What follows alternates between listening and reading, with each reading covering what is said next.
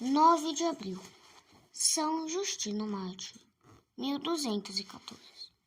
São Justino, filho de Prisco, nasceu em 103, na Palestina, na cidade de Sichem. Nascido nas trevas do paganismo, cursou as escolas filosóficas de sua terra e dedicou-se especialmente ao estudo da filosofia de Platão. Para poder se aprofundar cada vez mais no sistema do grande sábio grego, retirou-se para a solidão. Um dia se lhe apresentou um ancião que lhe não era conhecido, mas cuja aparência era sumamente simpática. Entre os dois, iniciou-se uma conversa sobre a filosofia. O velho mostrou a Justino que a insuficiência do sistema platônico, que não satisfazia o desejo do espírito de conhecer a verdade sobre a existência de Deus. Mostrou-lhe mais que os antigos filósofos que se basearam em princípios falsos e não tendo uma ideia clara de Deus e da alma humana, não podiam servir de guias no caminho da verdade. Justino, ávido de conhecer a verdade, pediu ao hóspede que lhe indicasse um meio pelo qual pudesse chegar ao conhecimento da verdade. O ancião respondeu-lhe: muito antes dos filósofos, existiram no mundo homens, amigos de Deus e ilustrados pelo Espírito Divino. São os profetas, que predisseram as coisas futuras, e essas profecias se cumpriram ao pé da letra. Os livros que deles possuímos contêm doutrinas cheias de luz sobre a origem e fim de todos os seres. Ensinaram a fé em um Deus uno e trino, Criador do céu e da terra, que mandou o Filho unigênito para salvar o gênero humano. Eleva tua alma em profunda oração ao céu, para que se te abram as portas do santuário da verdade e da vida. As coisas de que te falei são incompreensíveis, a não ser que Jesus Cristo, Filho de Deus, nos dê delas compreensão. Ditas estas palavras, o ancião desapareceu. Justino, muito impressionado com aquilo que tinha ouvido, ao mesmo tempo ávido de conhecer a verdade, leu os livros dos profetas, cuja leitura lhe fez luz no espírito e o conduziu ao conhecimento de Jesus Cristo. Não muito tempo depois, teve ocasião de observar e admirar a grande virtude e constância dos cristãos, por ocasião de uma grande perseguição de que foram vítimas. Justino fez-se cristão, dirigiu-se para Roma, envidou todos os esforços na propaganda da fé entre os pagãos e na defesa da mesma contra os inimigos. Num memorando, dirigido ao imperador romano, procurou desfazer os graves preconceitos que existiam contra os cristãos. Os cristãos, escreveu ele, vivem na carne, mas não segundo a carne. Perseguidos pelo mundo, amam a todos. Nos outros são condenados os vícios, que neles se descobrem. Nos cristãos é perseguida a inocência, que não é reconhecida. São martirizados até a morte, e a morte dá-lhes a vida. Pobres que são, enriquecem a muitos outros. Falta-lhes tudo, e possuem tudo em abundância. São tratados com desprezo, e nisto se sentem honrados. São Justino é o primeiro padre da Igreja, depois dos padres apostólicos.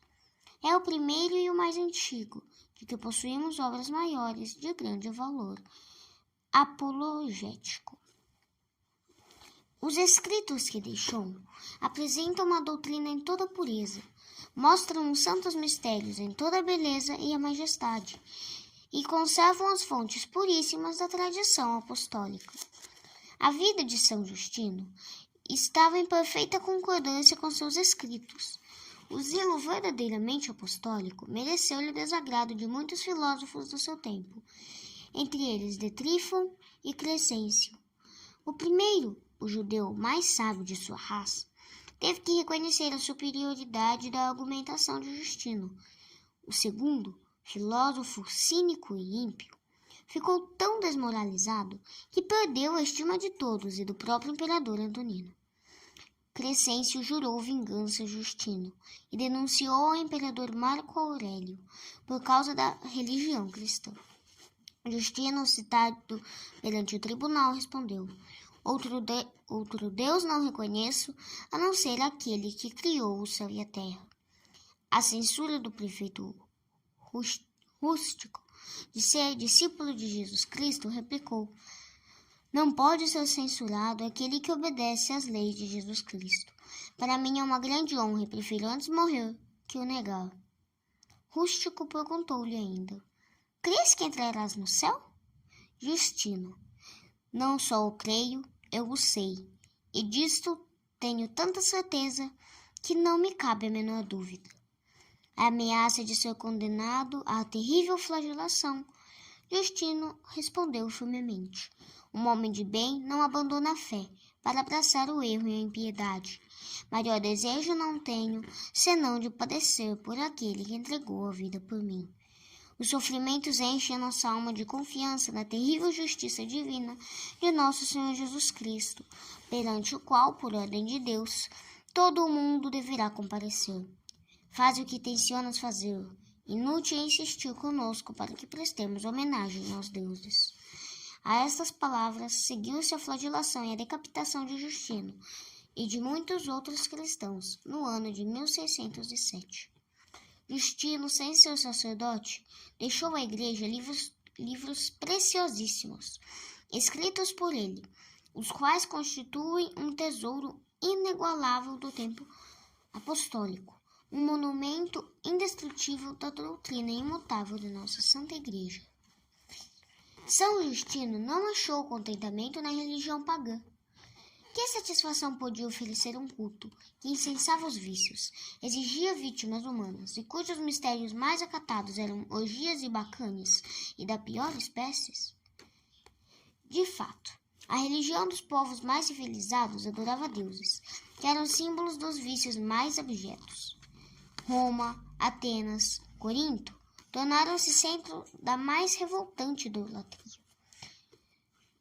Só na Grécia existiam nada menos que 90 templos dedicados à luxúria. Dos sábios egípcios, dizia-se com escárnio, que semeavam os deuses nos jardins. Que aproveita toda a sabedoria, se falta a luz do céu, e seus homens, cegos pelas paixões, preferem as trevas do paganismo à luz das verdades eternas? Muitas graças devemos a Deus, que nos libertou da tirania de Satanás, tendo-nos dado pais cristãos, que nos educaram na luz da religião divina. Quem muito recebe, grandes contas deve dar a Deus. Se, em vez de filhos das trevas, somos filhos de Deus, como tais devemos viver, senão quisermos que nos espere um juízo pavoroso.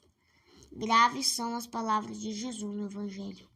Ai de ti, Corozaim, ai de ti, Betsaida, porque em Tiro e Sidônia tivessem sido feitas as maravilhas que se realizaram em vós, há muito tempo que elas teriam feito penitência em silício e em cinza.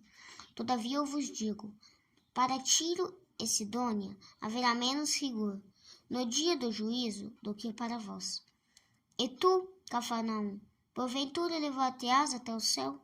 Hás de ser abatido até o inferno, porque se na cidade de Sodoma se tivessem feito os milagres que se fizeram em ti, talvez existisse ainda hoje.